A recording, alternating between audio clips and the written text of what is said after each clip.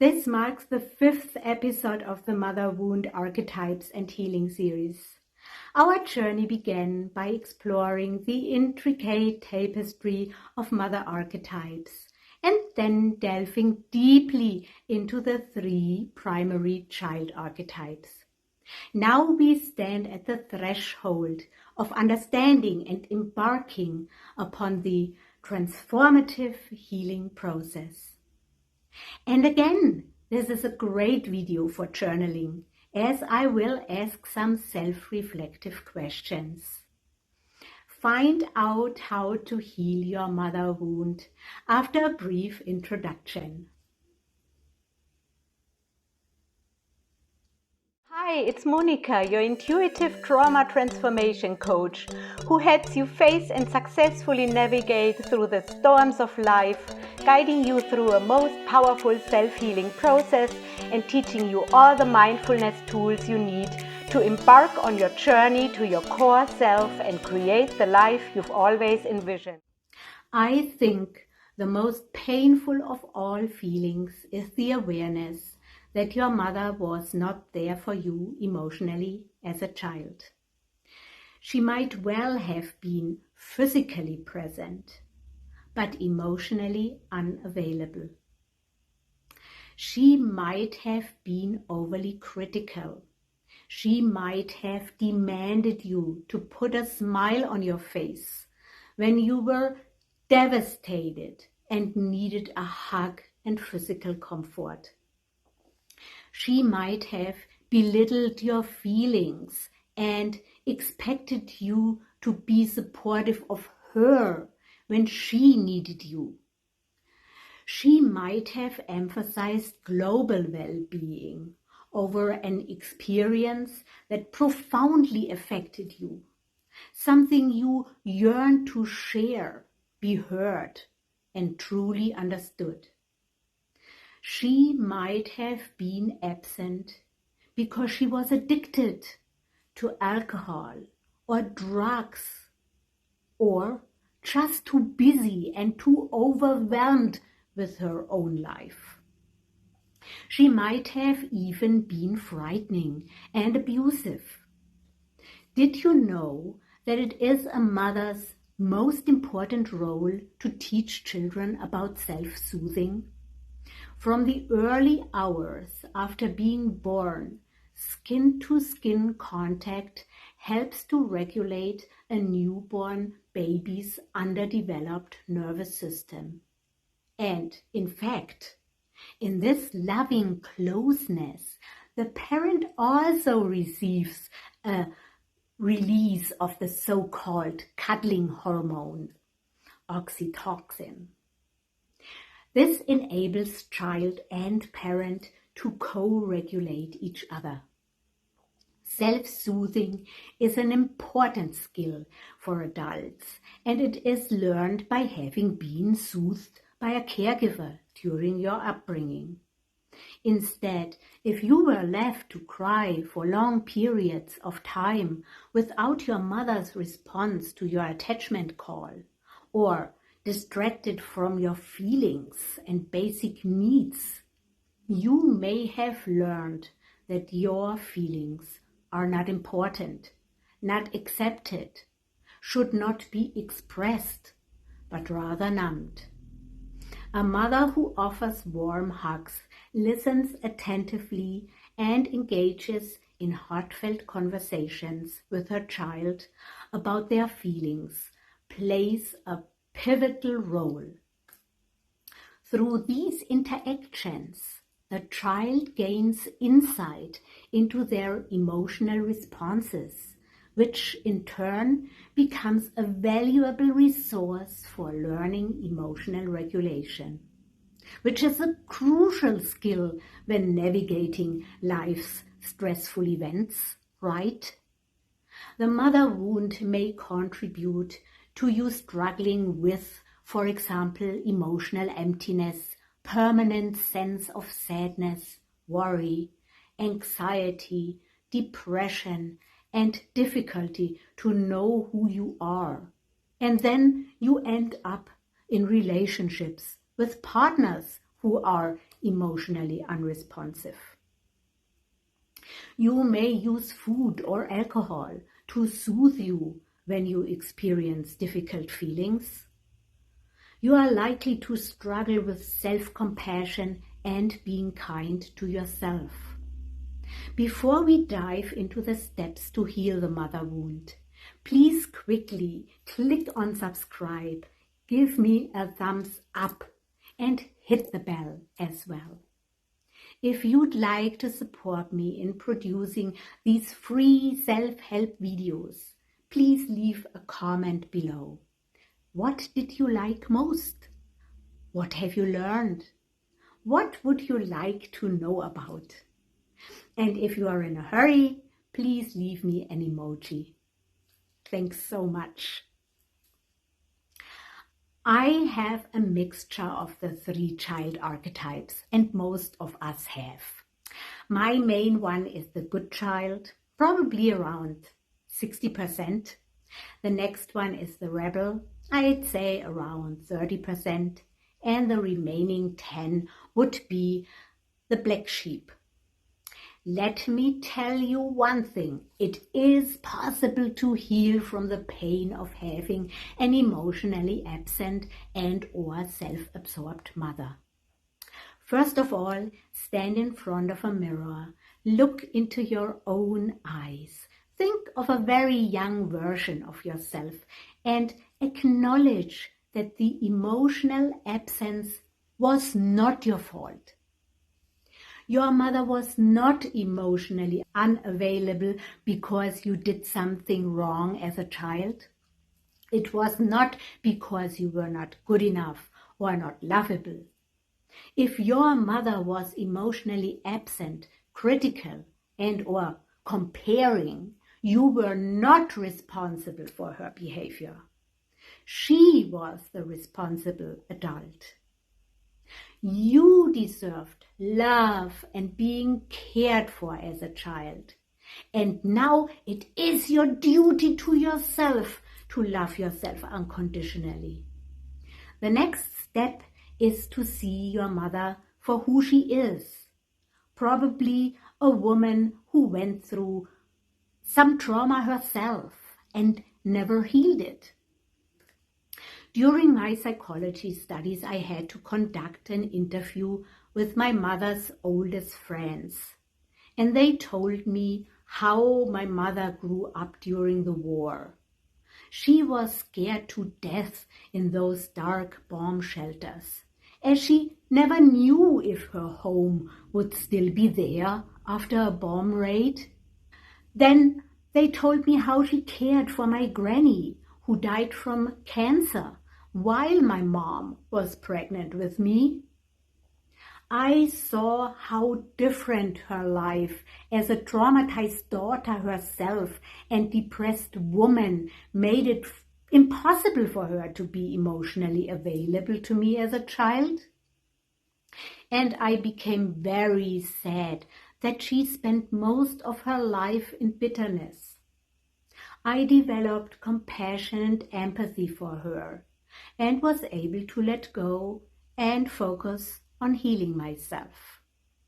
As frustrating as it may sound, but you have to come to accept and let go of the hope that one day your mother may change and be the loving and cuddly mother you always hoped for.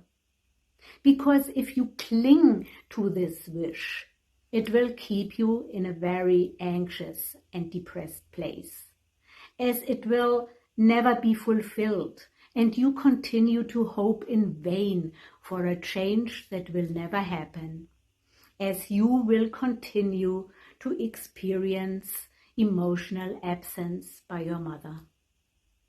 However, when you learn to accept that your mother is only able to give as much as she can, your self-healing journey can begin. If you are unsure if you would like to have any relationship with your mother, please reflect on the emotional impact of both having a relationship with her and not having her in your life. And then make a choice. The next step is to allow yourself to grieve the absence of an emotionally unavailable mother. Because you suffered a big loss that will linger on if you don't allow yourself to shed tears of sadness. Remember, crying means releasing. I had many clients cry in my office, and they all felt lighter afterwards. Let yourself feel the pain of feeling unloved as a child. Express this pain not so much in talking, but by painting, moving, or journaling. Expressive arts therapy is a wonderful healing tool because you express your soul being as you work with your heart instead of your mind. It is okay to have mixed feelings, mixed emotions about your mother for wanting her attention and love, whilst feeling angry towards her and hurt for her not being able to prioritize your emotional needs as a child. Acknowledge all your feelings and emotions. As you know, grieving means going on a roller coaster of emotions. The next step is to getting to know and love yourself. Self-discovery. You may struggle to understand what you want or need, but don't seek guidance from other people to the extent that it is very confusing for you. Rather book a session with a coach or counselor to support you on your healing journey. Write in your journal, what are your emotional needs, your physical needs, your safety needs, your self-development needs, your spiritual needs, and your social needs. The next step is to pay attention to your emotional experiences. Remember, you are a vibrational being, and you can choose your thoughts and attitudes at any given moment. Just stop and listen within, listen to your body, especially to your heart brain and your gut brain. What is the emotion you experience, and how does it feel in your body? You can go abstract and give it a shape, texture, color, and experiment what happens if you change them. A teenager once described her anxiety as numerous butterflies in her stomach, and we freed them through exhaling them into the air until the anxiety was gone and just inner peace was left. The next step is to develop self-soothing skills. I mentioned the havening technique and the butterfly flaps in a couple of past videos. Just look up my playlists. Even if our caregivers didn't provide us with soothing as children and we experienced emotional absence, we can learn these skills as adults. We have an innate ability within our body to regulate ourselves. Another example would be spending time in nature and fully immersing ourselves in our experience. Just use all your senses to take in the soothing experiences offered by nature. Guided visualization and meditation are also great ways to heal your inner child. I also have a video with a Healing Your Inner Child meditation you can watch or listen to. Again, find it in my playlist. Surround yourself with pictures, objects, and scents that help you relax. I have a diffuser and an indoor fountain for relaxation, and I often do Qigong for inner peace. Another important step is to learn to be kind to yourself, which usually is a side effect of unconditional self-love. Don't be the perfectionist who is overly critical of yourself. Don't blame yourself for mistakes or even call them failure. You can always try again. Think of all the little children learning to walk and how often they get up and they try again after falling down. Always be your own best friend. What would you say to a dear friend in a given situation? Acknowledge that suffering is universal. You are not alone with your pain. Be mindful of your feelings. Acknowledge them, but do not over-identify with them or even get stuck with them. Be aware of this inner nagging voice and let your encouraging voice get louder and louder. You can also cut the unhealthy cords and say, "Hey, Mom, this negative stuff doesn't belong to me. It belongs to you. I give it back to you and let you deal with it. You are the responsible adult, while I focus on my life and my happiness." How does that feel? Another important step is to review your boundaries. You don't have to sacrifice yourself for others because this can leave you feeling exhausted, angry, and depressed. If your mother remains a part of your life, establishing boundaries becomes crucial. These boundaries empower you to take ownership of your life and steer it in the direction you desire. If your mother has exhibited controlling behavior, now is your opportunity to seek freedom. Learn to say no when you have previously said yes and then regretted it. Another important step is to surround yourself with just individuals who effortlessly put you at ease and wholeheartedly appreciate the beautiful and unique person that you truly are. Review your friendships and only have people around you who are supportive of you and want you to be the best version of you and do not hold you back. Who is worthy of your friendship? Are some people there just to get their own needs met? And lastly, reach out for help. Why?